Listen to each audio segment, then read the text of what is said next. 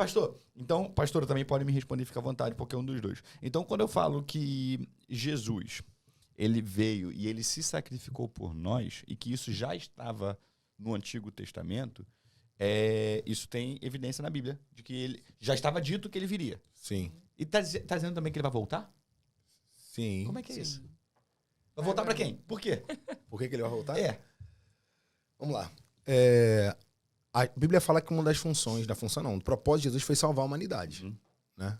Falaram do olhinho aí? Ele falou, só pra dizer que te amo e estou de olho. Tamo junto, Thiago. A Bíblia fala que Jesus ele veio para salvar a humanidade. Né? E aí, quando a gente fala sobre isso, a gente vai falar de um tempo escatológico aí da volta de Jesus. Que é para buscar essa igreja né, que está aqui hoje na Terra, se ajuntando, né, recrutando o maior número de pessoas para que pessoas não sejam levadas ao inferno. Então, essa volta de Jesus, na verdade, é para resgatar a igreja, para cumprir, terminar. Né? Na verdade, ele cumpriu o sacrifício na cruz, ele foi lá, morreu, nos redimiu, nos livrou de todo o pecado, e a Bíblia fala que ele foi para lá para preparar uma morada para a gente. Então, ele está vindo pegar essa galera que o aceita e o recebe. Eu acho muito interessante até abrir um parênteses sobre isso, que o aceita e o recebe, por quê? Jesus, ele salvou a todos, né? Ele já salvou. Ele não vai salvar, o sacrifício dele nos salvou. Agora, quem aceita a salvação somos nós. Tanto que quando você faz o apelo, né? Como que é a pergunta? Alguém quer aceitar Jesus? Por que a nossa pergunta é essa? Porque ele já nos aceitou. Então, na verdade, agora é você que recebe ele. Você quer ou não quer?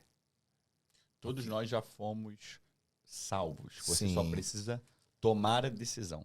Exatamente, receber a salvação. É como se fosse aquela geladeira, tá tudo ali pronto, ela é sua. Você pega se você quiser. Você se alimenta daquele alimento ali se você quiser. Você quer?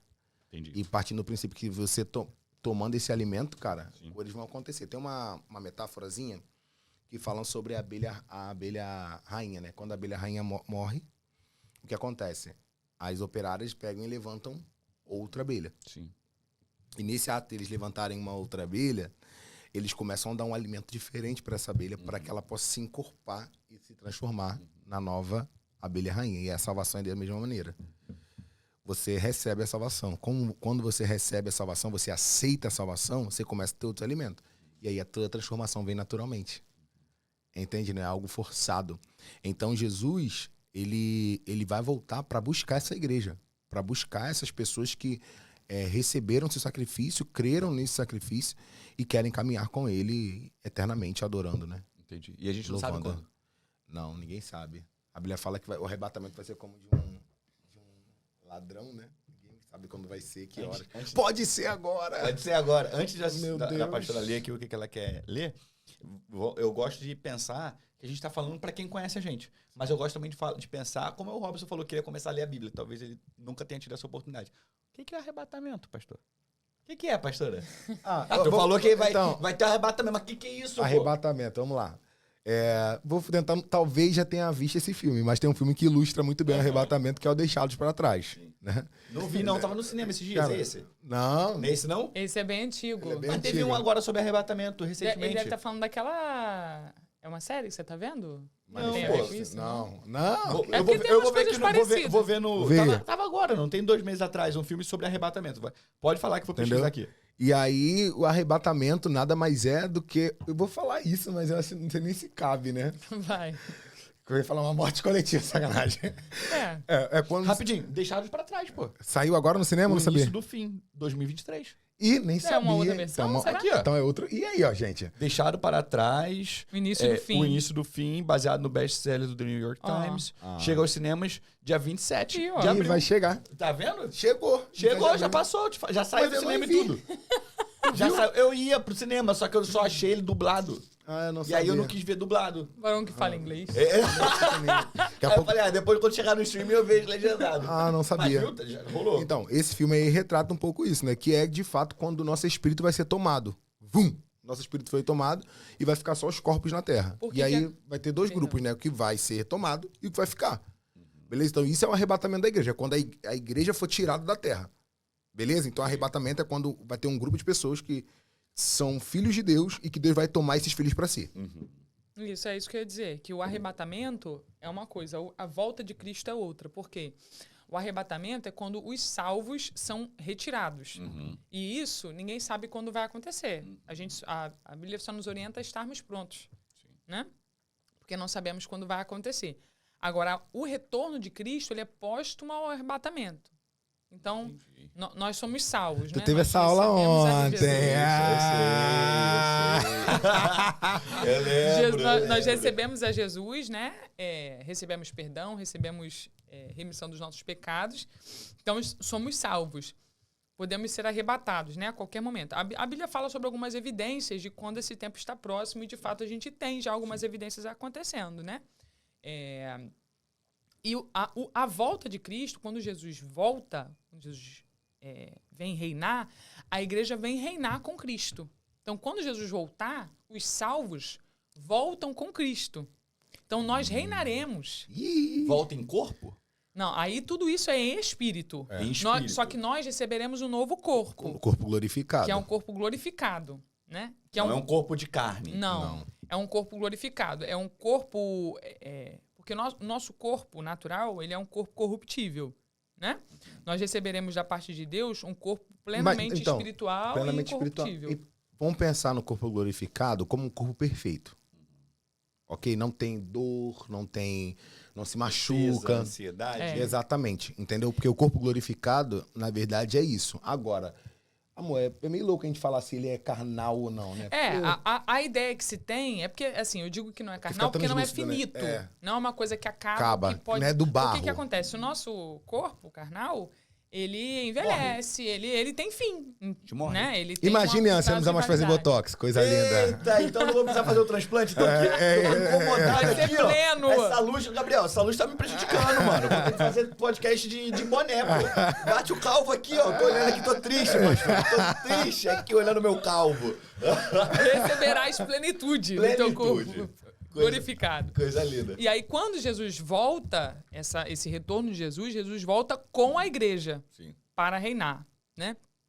O pastor estava falando sobre essa questão do propósito de Jesus. Eu lembrei desse texto aqui, que é João capítulo 1, que diz assim, a partir do versículo 12, né? Mas a todos quanto receberam, ele lhes deu o poder de se tornarem filhos de Deus, aqueles que creem em seu nome, os quais não nasceram do sangue, nem da vontade da carne, nem da vontade do homem, mas de Deus. E a palavra foi feito carne e habitou entre nós. Ele começa a dizer aí sobre o texto que o pastor estava dizendo, né? Sobre o propósito de Jesus ter habitado em carne entre nós. Mas esse texto fala de que nem todos são filhos de Deus. A gente fala, né? Também sou filho de Deus, hoje é minha folga, também sou filho de Deus. Esse texto diz que quem são os filhos de Deus? São todos aqueles que o recebem e que creem no seu nome.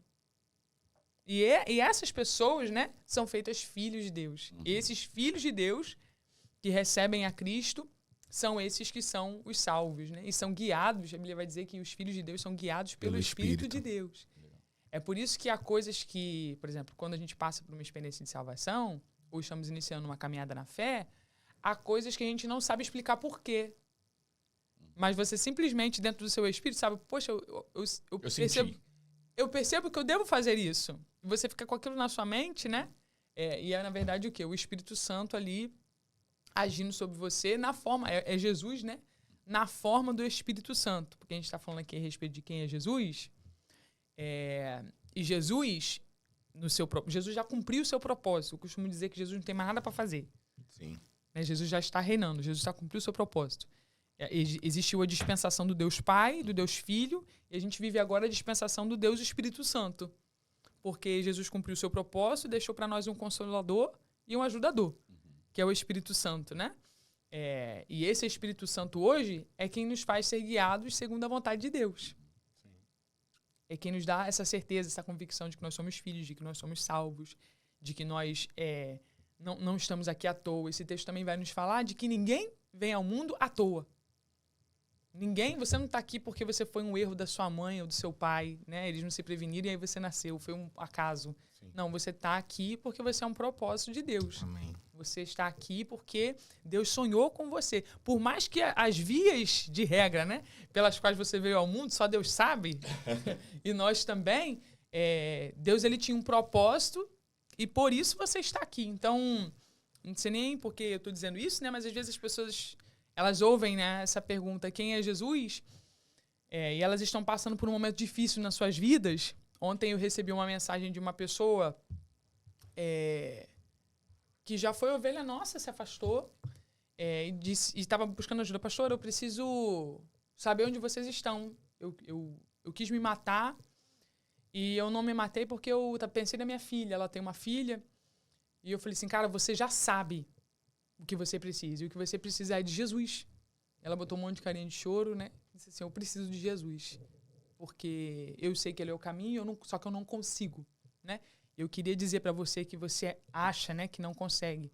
É porque não é sobre você conseguir, é sobre você permitir Deus operar uma obra na sua vida, né? Porque falar da gente conseguir é falar de algo que eu tento e eu faço com as minhas próprias forças. Quando Jesus, né? Ele fez justamente porque ele sabia que a gente não tinha condição de fazer. Ele percorreu um caminho, cometeu um sacrifício que ele sabia que a gente não teria condição de fazer para obter perdão. E esse perdão já não está, Ian, liberado. É porque nós temos dificuldade na nossa geração de acreditar que Deus fez coisas fáceis para nós. Deus não fez coisas difíceis para nós. A gente falou disso ontem. Sabe? Sabe por que Deus não fez coisas difíceis para nós? Porque ele sabia que a gente não ia poder cumprir. É como um pai. É como um pai, né? Quando você tem um filho pequeno, você vai dar pro seu filho pequeno um bife, arroz, aí vai botar o prato lá na frente dele? Se vira. Você não vai fazer isso, você é pai. E você sabe exatamente as habilidades que o seu filho tem. Então, minimamente, se você quer que o seu filho coma, você vai cortar o bife. Você vai partir pequenininho, você vai dar. Avião. E vai fazer com que ele se alimente. Conforme ele for desenvolvendo, você vai liberando outras coisas, né? E Deus sabe exatamente da sua condição. É por isso que Deus ele não nos pede nada que seja difícil. Se ele está te pedindo algo difícil, é porque você já tem a habilidade de fazer, né? Mas enquanto Deus está te pedindo assim, dá um passo. Vai lá naquele culto. Pega lá a sua Bíblia. Faz aí uma oração, ajoelha. Eu não sei orar. Fala o que você está sentindo. Coloca para Deus o que você tem no seu coração, né? A gente é instruído num tempo de tanta religiosidade, de tantas coisas, de tantas regras. E Jesus ele não habita em meio às regras, mas Jesus habita em meio à sinceridade de coração, né? Quando Jesus vem e encontra um monte de regra, ele não consegue estabelecer sua própria vontade, porque a nossa vida já é regida pelas regras. Para que Jesus precisa fazer mais alguma coisa? Mas quando ele vem e encontra sinceridade, né, e desejo de que ele trabalhe, ele pode agir, com certeza.